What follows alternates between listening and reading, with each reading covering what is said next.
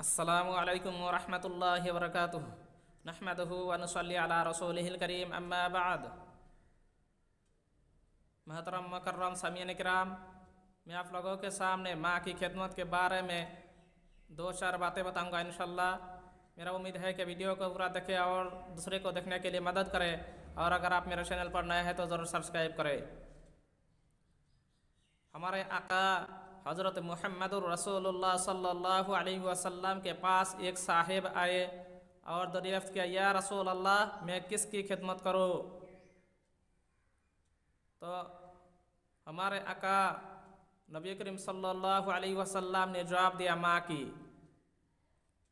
पूछने वाले ने दरियाफ्त किया, फिर किसकी? तो रसूल करीम सल्लल्लाहु अलैहि वसल्लम ने फरमाया, माँ की। और तीसरी बार जब पूछने वाले ने दरियाफ्त किया, या रसूल अल्लाह, मैं किसकी खिदमत करूँ? तो रसूल करीम सल्लल्लाहु अलैहि वसल्लम ने जवाब दिया, माँ की। और जब चौथी मरतबा दरियाफ्त किया, या रसूल अल्लाह, मैं किसकी खिदमत करूँ? तो रसूल करीम सल्लल्लाहु अलैहि वसल्लम ने फरमाया, बाप की।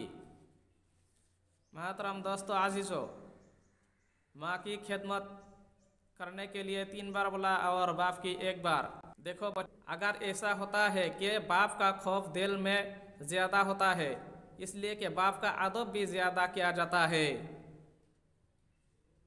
और माँ की खिदमत और माँ के अदब ताज़ीम में बेपरवाही से काम लिया जाता है।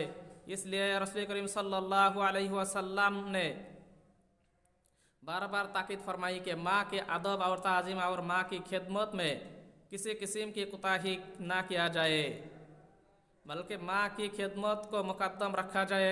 और माँ बच्चे के लिए बहुत ज़्यादा तकलीफ़ उठाती है और उसका पेशाब पाखाना सब करती है, रातों को उसके लिए जागती है, अपनी नींद खराब करती है, बच्चा को सुलाती है।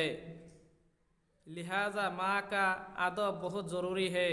अल्लाह तबारक ताला ने हम लोगों को माँ और बाप की खिदमत करने के लिए तौफीक अता फरमाए। आमीन।